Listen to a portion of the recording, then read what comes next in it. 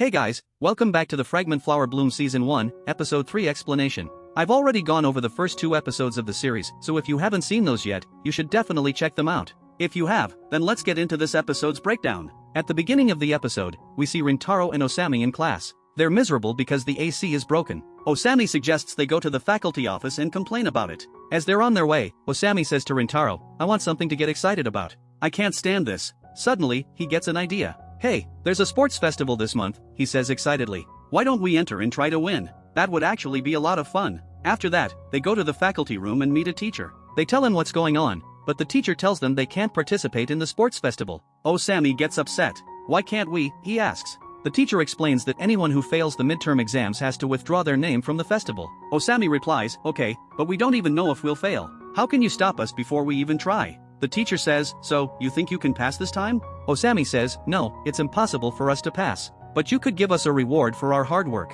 You know what I mean, right?" The teacher thinks for a moment, then says, "If you win the sports festival, I'll get you some ice cream." Osami gets really mad when he hears this. Later, we see that Osami is now stressed out. He knows they have to pass the midterm exams to be in the sports festival, and the thought of midterms makes him feel sick. He asks Sako to tutor him, but Sako flat out refuses. Last year, he tutored both Rintaro and Osami, and they both failed. Osami gets angry at Saku. "I get it," he says. "You just don't want us to be in the sports festival. Fine. We don't need your help anyway." This causes a huge fight between Saku and Osami. While they're arguing, Rintaro gets a text from his mom. She says today is discount day at the store and asks him to invite Vaguri to come. After thinking about it for a bit, Rintaro invites her, but Vaguri immediately says no, explaining that she's too busy to come to the shop. Rintaro is a little bummed. He thinks to himself, "Why am I so disappointed about this?" Then, Osami says, "We have to go to the library," and he drags Rintaro there. They start studying really hard. Well, it looks like it. In reality, they have no idea what they're reading. Rintaro says, "Dude, I think we should ask Saku for help. He's the only one who helped us last year." Osami replies, "Yeah, last year he helped us. And what happened? We failed anyway. I still feel terrible about that." Rintaro tries to explain that Saku really does want to help them and is actually interested in the sports festival, he just won't admit it. This surprises Osami. "Are you really, Rintaro?" he asks. "What does it matter?" Rintaro says, "We just have to focus on winning." Osami says, "I'm interested in the sports festival because you'll be there too," and he leaves to go get Saku. While he's alone, Rintaro sits and starts studying. 2 little girls who also came to study notice there are no seats available. Seeing them, Rintaro gets up and gives them his seat. The girls notice and talk to each other about how he gave up his seat and they didn't even get a chance to thank him. As Rintaro is leaving the library, he thinks he hears Vaguri's voice. He turns and sees her studying with her friend. He stops to listen to them and notices how relaxed and comfortable Vaguri is when she talks to her friend. From their conversation, he also finds out that she's at the top of her class. Rintaro is really impressed.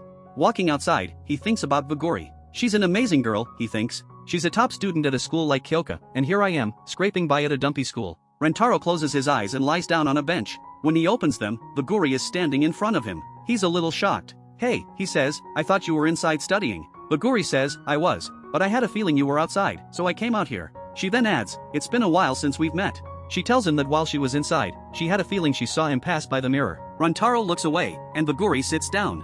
"You invited me," she says, "but I still won't be able to make it to your shop on discount day, and for that, I'm sorry." Rintaro says, "It's fine. It's not a big deal. The shop has a discount day every month anyway. Just come whenever you're free." Vaguri replies, "I'll definitely come next month, and I'll save up some money from my part-time job." This surprises Rintaro. "You're doing a part-time job even though you're rich?" he asks. Vaguri laughs. "What do you think of me?" she says. "I'm on scholarship at Kyoka, so I have to get good grades. I always have to be at the top of my class. When I started at Kyoka, I was so proud of myself." Hearing all this, Rintaro realizes his perception of Vaguri was completely wrong. "Vaguri," Rintaro says, "can you help me with my studies? If I fail the midterm exam, I'm going to be in a lot of trouble. But only if you have the time." Vaguri says, "If I have time, I'll definitely help you." Then she says, "Let's go. Let's both do our best together." They continue talking for a while, then Vaguri says, "I should probably head back now. My friend is probably coming back to the shop." As soon as she says that, Vaguri's friend sees her talking to Rintaro. "Vaguri, who is that?" she asks. Rintaro notices the girl has silver hair and thinks she must be a foreigner.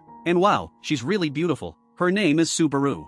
As soon as Subaru sees Rintaro, she gets annoyed. "It seems like you're from Chidori," she says. "I'd appreciate it if you stayed away from Vaguri. I don't want anyone from Chidori near her." Vaguri tries to calm Subaru down. Just then, Rentaro's friends show up. As soon as Osami and Saku see the 2 girls from Kyoka, they get irritated. They walk up to the girls, and Osami says, "What do you want with Rintaro?" I don't think Rintaro would start talking to girls from Kyoka on his own. Subaru tells Vaguri, we should get out of here. We don't have time to waste with these lowlifes. But then Osami gets close to Vaguri and says, I think I've seen you somewhere before. Suddenly, Subaru tells Osami to back off, and Rentaro also tells Osami to stop. Rentaro, what are you doing? Osami asks. I was just talking to her. Subaru takes Vaguri and starts to walk away. But Saku says, did you forget what we just asked you? I guess that's what I thought. Girls from Kyoka are way dumber than I thought. Subaru gets irritated. Are you talking to me? She says. Saku replies, you'll have to use your brain to figure that out, but it seems like you don't have one. And what's with your hair color? Is that allowed at Kyoka?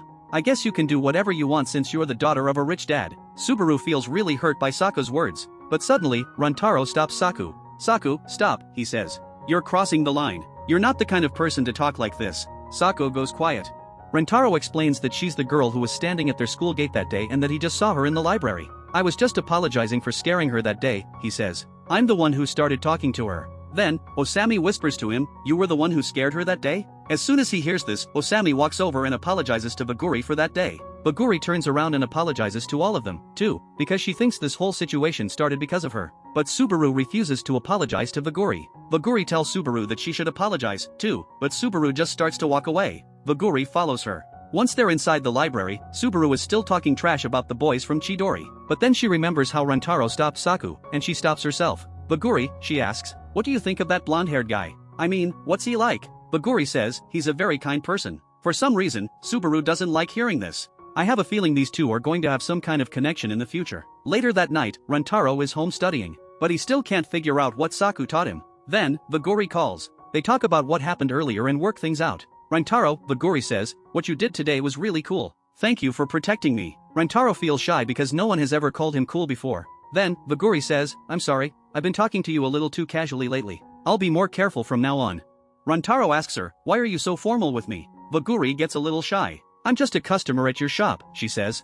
It would be weird if I talked to you so casually. Rantaro doesn't like hearing this because he feels like Vaguri is trying to push him away. Vaguri then suggests they study together, and Rantaro agrees. But then he suddenly says, if it's okay, you can talk to me like a friend in the future. Vaguri says, okay, and they hang up. After the call ends, Rantaro is going crazy. What was I talking about? He says. At the same time, we see Vaguri, who is also feeling embarrassed and nervous. And with that awesome scene, the episode ends. Let me know in the comments what you thought of the episode and my explanation. And if you liked it, hit that like button and don't forget to subscribe. I'll see you in the next video with another explanation. Until then, take care. Goodbye.